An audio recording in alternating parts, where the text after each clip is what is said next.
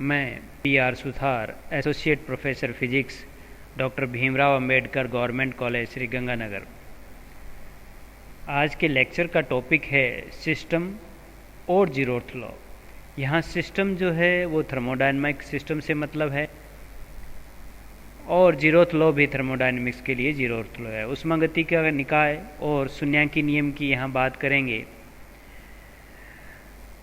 इसमें निकाय जो है वह ऊष्मागतिकी निकाय है जिसे हम सिस्टम कह रहे हैं, और जीरोथ लॉ दैट इज शून्यांकी नियम।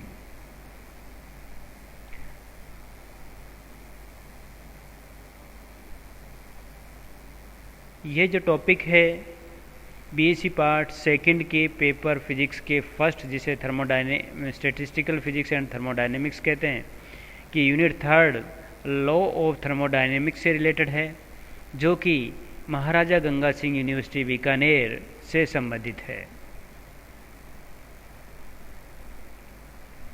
सिस्टम या निकाय, यहाँ ऊष्मागतिक निकाय है। A definite quantity of matter bounded by some close surface is known as a system. जब कोई मटेरियल की क्वांटिटी, ए डेफिनेट क्वांटिटी हो मटेरियल की, और वह एक बंद पृष्ठ से बद्ध हो, तो फिर हम वो जो एक इन सब को मिलाकर एक जो हमारे पास क्लोज सरफेस बन गया, जिसके अंदर एक मटेरियल की फिक्स क्वांटिटी उसके अंदर बद्ध है, तो यह एक जो है वह निकाय या सिस्टम कहलाता है। यह सिस्टम तीन प्रकार का होता है। एक होता है ओपन सिस्टम, दूसरा होता है क्लोज सिस्टम, और तीसरा होता है आइसोलेटेड सिस्टम। ओपन सिस्टम को खुला निकाय कहते हैं।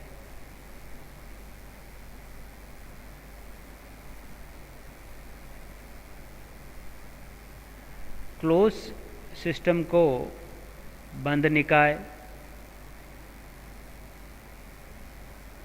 ये ऊष्मागतिक निकाय है। ओपन, क्लोज और आइसोलेटेड सिस्टम या सिस्टम की जो हम यहाँ बात कर रहे हैं, ये ऊष्मागतिक सिस्टम की बात हो रही है। यहाँ आइसोलेटेड सिस्टम का मतलब है विलगित निकाय।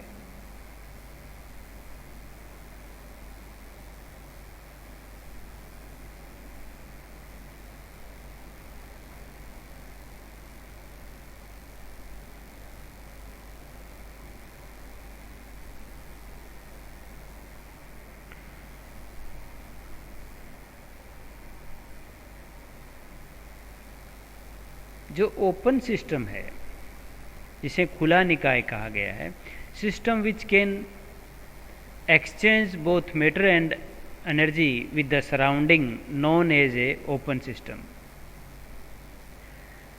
तो ऐसा निकाय जिसमें ऊर्जा और पदार्थ दोनों उसके वातावरण सराउंडिंग के साथ वह एक्सचेंज कर सकता है, उसे हम खुला निकाय कहते हैं। जैसे हमारे पास कोई ऐसा सिस्टम है, मान लो ये एक सिस्टम है जिसके अंदर कोई मटेरियल भरा हुआ है, और हम इसको हीट दे भी रहे हैं, और ऊपर से ये खुला हुआ है तो यहाँ से हीट निकल भी रही है। तो दैट इज़, यह सिस्टम जो है वो हीट को एब्जॉर्ब भी कर रहा है, इमिट भी कर रहा है। ज़रूरी नहीं है दोनों की क्वांटिटी सेम हो सकता है एब्जॉर्ब ही करे, हो सकता है इमिट ही करे, और इसमें हम कुछ मटेरियल भी इंसर्ट कर रहे हैं, या इसमें से हम मटेरियल को बाहर ले रहे हैं। पदार्थ को हम इसमें इंसर्ट भी कर रहे हैं, या फिर हम इसमें से पदार्थ को बाहर निकाल रहे हैं। तो ऐसा सिस्टम जिसमें हम पदार्थ की मात्रा को चेंज कर सकते हों, या जिसमें हम ऊर्जा की मात्रा को हम चेंज कर सकते हों, तो वह सिस्टम जो है वो खुला निकाय या ओपन सिस्टम कहलाता है। अब आता है क्लोज सिस्टम या बंद निकाय। दो system which can exchange only energy not matter with the surrounding are called close system.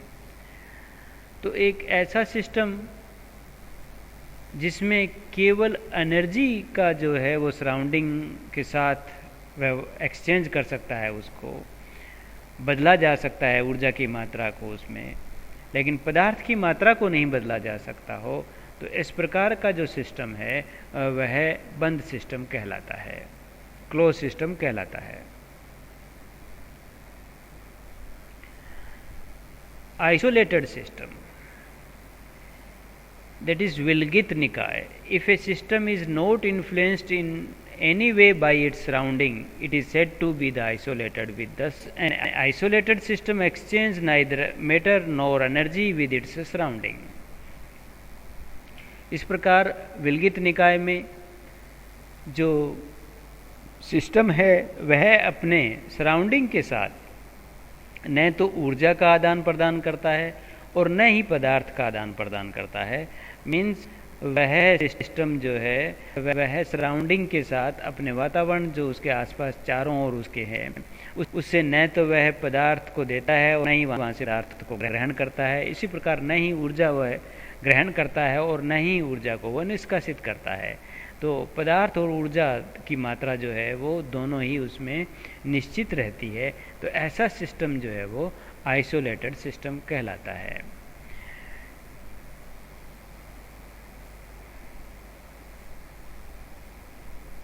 Zeroth law, जिसे शून्यांकी नियम कहते हैं,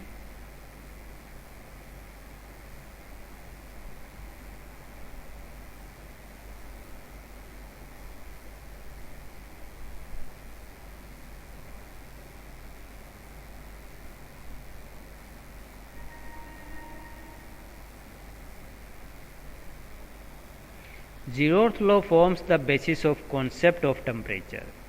शून्यांकी नियम से हमें ताप की अवधारणा का पता चलता है। ताप का जो कॉन्सेप्ट है वह शून्यांकी नियम से प्राप्त होता है।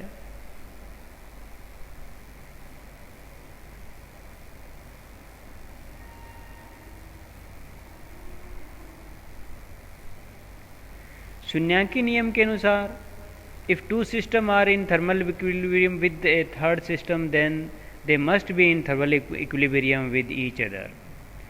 इस नियम के अनुसार यदि कोई तीसरा जो कोई एक निकाय है हमारे पास में तीन निकाय का सेट है एक, जिसमें कोई दो निकाय तीसरे निकाय के साथ अलग अलग से तापीय साम्य अवस्था में हों, तो वो दोनों आपस में भी तापीय साम्य अवस्था में होंगे।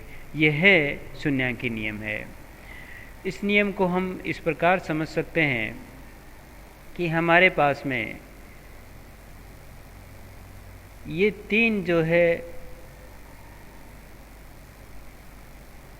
वो उष्मागतिक निकाय है, सी, ए और बी। ए और बी के बीच में जो रुद्धोष्म दीवार है इन दोनों के बीच में, मीन्स इन दो के बीच में ए और बी के बीच में एनर्जी का कोई आदान प्रदान नहीं हो सकता। बट ए और सी और बी और सी के बीच में एनर्जी का जो है वो आदान प्रदान हो सकता है, ऊर्जा का आदान प्रदान हो सकता है, जिससे इन दोनों के बीच में तापीय साम्यावस्था उत्पन्न हो जाएगी। जिससे हम ये कह सकते हैं ए सी के साथ तापीय साम्यावस्था में है और बी भी सी के साथ तापीय साम्यावस्था में है। मीन्स ए जो है वो सी के साथ तापीय साम्यावस्था में है और बी भी जो है वो सी के साथ जो है वो तापीय साम्यावस्था में है, लेकिन वो अलग अलग तापीय साम्यावस्था में है। अब यदि हम ए और बी के बीच की जो दीवार है, जो इंसुलेटेड दीवार है, यदि हम उसको हटा दें,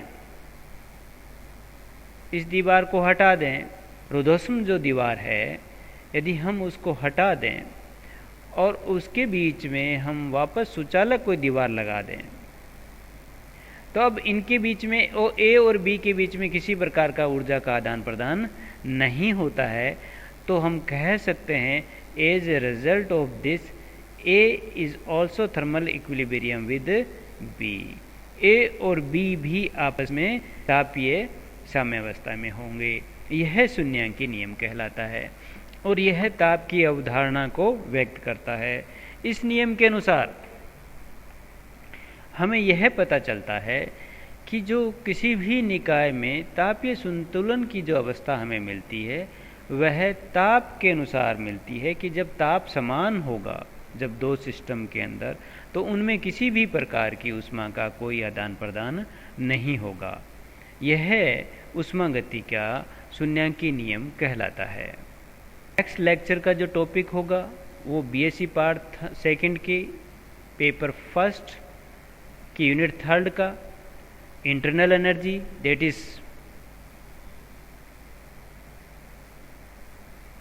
आंतरिक ऊर्जा,